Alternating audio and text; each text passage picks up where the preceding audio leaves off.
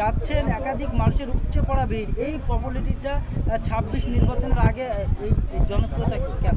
দেখুন, আমি একটা কথা বলি, এটা প্রথম নয়। আমি আমাদের ভাঙড় বিধানসভার বিভিন্ন বুথে বিভিন্ন পাড়াতে আমি গিয়ে বসি। এই জন্যই বসি, পাড়াতে গিয়ে বসলে কি হয়, সমাজের সমস্ত শ্রেণীর মানুষকে সহজেই পাওয়া যায়।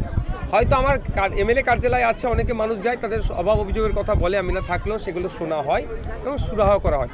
কিন্তু আমি সবাই দেখবেন, আমি একটা কথা বলি, কোটানকোটি বলছি, সবাই কিন্তু আমার এমএলএ কার্যালয়ে পৌঁছাতে পারে না। তাহলে আমি ভোটের সময় পাড়াতে পাড়াতে এসে ভোট চাই। ভোট মিটে গেলে কেন পাড়াতে এসে এদের সমস্যার কথা শুনতে পারবো না? এটা আমাদের কনসেপ্ট, পার্টির concept.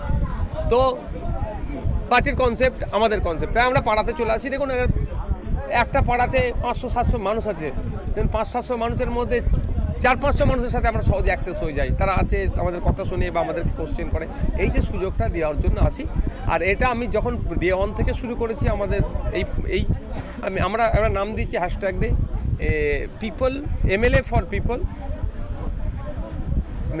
Meet your MLA, MLA for people.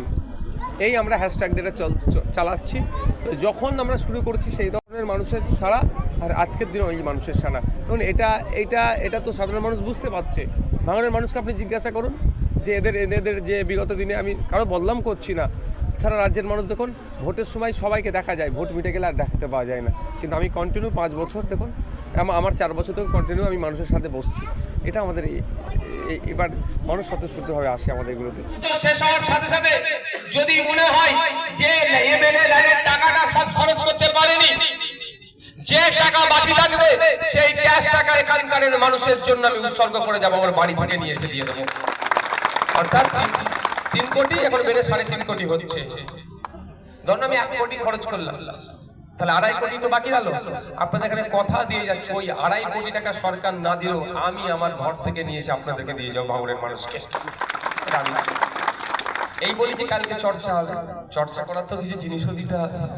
কিছু মানুষ তো এই চর্চা করে তাদের সংসার চলছে। উনি তো মাইনে দিয়ে কিছু মানুষকে রেখেছে যে নওশাদের নামে মিথ্যা কুৎসা কর। যদি কুৎসা করার একটু কুলু না পাই, তাহলে তো সংসার চলবে কি করে? দেখ ভাই, ভরসা করবেন। এই ভরসাটা যখন আছে যে ভাইজান আমাদের ভোট বিক্রি করেনি, আমাদের সাথে বেইমানি করেনি, তাহলে নিশ্চিত হবে মনে রাখবেন আপনাদের ভাই পিরজাদা আব্বাস সিদ্দিকের আমি ছোট ভাই। আমি যদি ভুল পথে চলি, উনি দেখেছেন তো কাউকে সত্যের তলোয়ার চালাই, কার গর্দান পড়বে ওনার সামনে উনি দাঁড়ায় দেখে মনে হয় কি দেখেন ওষুধ এমন দিয়ে গেছে। কদিন আগে এসেছিল, এক ওষুধে দেখছেন তো পাগলা হয়ে গেছে। তো উনি ওনার ছোট ভাইকেও ছাড়ে না যদি ভুল পথে চলে। এটা আমি আপনাদের বলতে পারি। যাক বন্ধুগণ, আমি আপনাদের বলি, ফিরে আসি এসআইআর নিয়ে আপনাদেরকে আজকে একটু কথা বলবো। শুনবেন তো নাকি? এসআইআর করে নাকি আপনাদের ভোটার অধিকার কেড়ে নেবে বলেছে শুভেন্দু অধিকারী, আর দিদিমণি বলেছে, তার দলেরা বলেছে এসআইআর হতে দেবো না। এটা কি সত্যি কথা? দুজনই অসত্য কথা বলছে। তৃণমূল অসত্য কথা বলছে, বিজেপি অসত্য কথা বলছে। প্রথম বিজেপির অসত্য কথাটাকে একটু আমি আগে করে দিই। শুভেন্দু অধিকারী কি বলছে যে পশ্চিমবাংলায় নাকি 1.5 কোটি রোহিঙ্গা আছে। এটা কি সত্যি মেনে নেওয়া যায়? আমাদের তথ্য বাদ দেন, আমার কথা বাদ দেন। শুভেন্দু অধিকারীর বস অমিত শাহ, শুভেন্দু অধিকারীর বস নরেন্দ্র দামোদর দাস মোদী, শুভেন্দু অধিকারীদের বস দিল্লি। ভারত সরকার সুপ্রিম কোর্টে একটা মামলার পরিপ্রেক্ষিতে একটা এফিডেভিট জমা করেছে সুপ্রিম কোর্টে। সে এফিডেভিটে বলছে সারা ভারতবর্ষে 40,000-এর একটু অধিক রোহিঙ্গা আছে, অর্থাৎ 41,000-ও কিন্তু রোহিঙ্গা নাই। 41,000-ও রোহিঙ্গা নাই, 40,000-এর একটু অধিক রোহিঙ্গা আছে। একটু ঠান্ডা মাথায় এটা শুনবেন। সারা ভারতবর্ষে রোহিঙ্গার সংখ্যা কত? 40,000-এর একটু বেশি। তার মধ্যে সব থেকে বেশি নাকি আছে যে রাজ্যগুলো, তার মধ্যে কাশ্মীর, দিল্লি, হরিয়ানা, অসম, ওয়েস্ট বেঙ্গল। আমি যদি 41,000 রোহিঙ্গা ধরি, সারা ভারতবর্ষে আছে 41,000 নয়, 40,000-এর একটু বেশি। 41,000 যদি ধরি, 50 × 40, তাহলে 8,250 করে রাজ্য ভিত্তিক পড়বে যদি 5টা রাজ্য সব থেকে বেশি থাকে। আর শুভেন্দু অধিকারী কত বলছে? 1.5 কোটি। তাহলে শুভেন্দু অধিকারী সত্যি কথা বলছে না মিথ্যে কথা বলছে? বলুন, একটু জোরে বলুন। এই মিথ্যে কথা বলার জন্য মমতা ব্যানার্জির উচিত কি ছিল? ওই নোটোরিয়াস ক্রিমিনাল কি উচিত ছিল? যে পশ্চিম বাংলার মধ্যে বিভ্রান্ত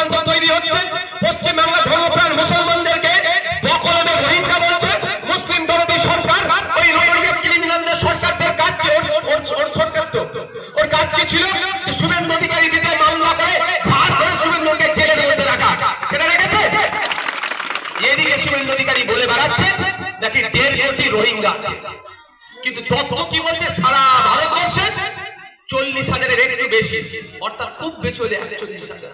কিন্তু এই মিথ্যা কথা বলার জন্য, রাজ্যের মানুষকে দেখে দেওয়ার জন্য, আপনাকে আমাকে বকলমে রোহিঙ্গা বলার জন্য তাহলে রাজ্য সরকার শুভেন্দু অধিকারীকে ধরে জেলের মধ্যে রাখতে পারছে কি?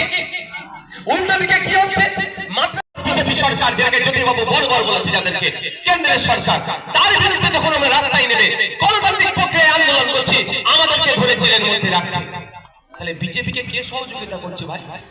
এই বলুন একটু। হ্যাঁ, রাজ্য সরকার, মমতা ব্যানার্জি, নটোরিয়াস ক্রিমিনাল গুলো সজাগ থাকতে হবে। যখন আপনাকে রোহিঙ্গা বলছে, ঘুষপেটিয়া বলছে, বাংলাদেশে বলছে, মায়ানমারের মানুষ বলছে, তাদের বিরুদ্ধে ব্যবস্থা গ্রহণ করছে না, আর আপনার মসজিদের জায়গা কেড়ে নেওয়ার চেষ্টা হচ্ছে, আপনার পূর্বপুরুষ যে কবরস্থানে শুয়ে আছে সেটা কেড়ে নেওয়ার চেষ্টা হচ্ছে, আপনার বক্তব্যের জায়গায়, আপনার ঈদগার জায়গায় কেড়ে নেওয়ার চেষ্টা হচ্ছে, তখন যখন বিজেপির বিরুদ্ধে আমরা রাস্তায় নেমে প্রতিবাদ করছি, তখন আপনাকে আমাকে মিথ্যা মামলা দিয়ে জেলের মধ্যে রাখছে। জানেন আমার নামে এই ওয়াকফ নিয়ে কটা মামলা হয়েছে? 6টা মামলা হয়েছে আমার নামে। ভাঙড়ে 5টা মামলা দিয়েছে, আমাদের হাজার হাজার ছেলেদের নামে মিথ্যা মামলা, আর কলকাতা ওই দিন একদিন অ্যারেস্ট করে একটা মামলা দিল। 6টা মামলা দিয়েছে। ভাবতে পেরেছেন? দরকার ছিল শুভেন্দু অধিকারীর বিরুদ্ধে মামলা করা, তার পরিবর্তে নওশাদ সিদ্দিকীর নামে মামলা করছে। মানে বুঝতে পারছেন বিজেপিকে কে সুযোগ দিচ্ছে?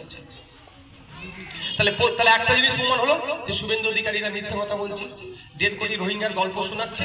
ওদের সরকার সুপ্রিম কোর্টকে বলছে সারা ভারতবর্ষে কত রোহিঙ্গা আছে? 41,000-এর কম, 40,000-এর একটু বেশি। একটা মিথ্যে কথা প্রমাণ হলো। দ্বিতীয় মিথ্যে কথা, এই মমতা ব্যানার্জির সরকার সাপে কামড়াচ্ছার ওজা হয়ে ঝাড়ছে, আপনাকে গল্প দিচ্ছে এসআইআর হতে দেব না, হতে দেব না, হতে দেব না। আর আমরা যখন বলছি এসআইআর নিয়ে আতঙ্কিত হবেন না, এই তৃণমূলের কিছু লোক ছেড়ে রেখেছে, কিছু মাইনে দিয়ে লোক রাখা আছে, আমাদের বিরুদ্ধে গালাগালি তারা করাচ্ছে।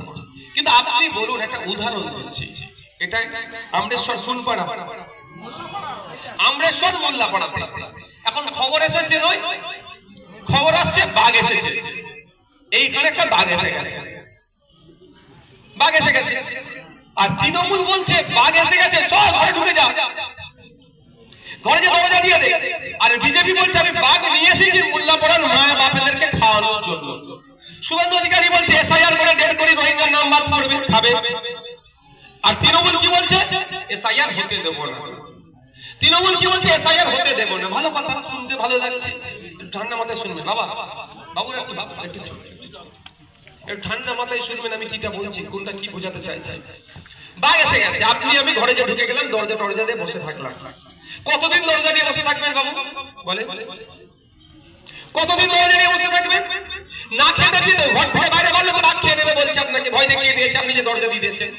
বাঘ কি ভেড়া সেটাও দেখেননি, কিন্তু আপনি বলে এড়ে কি বেড়ে দেখতে হয় সেটাও দেখেননি।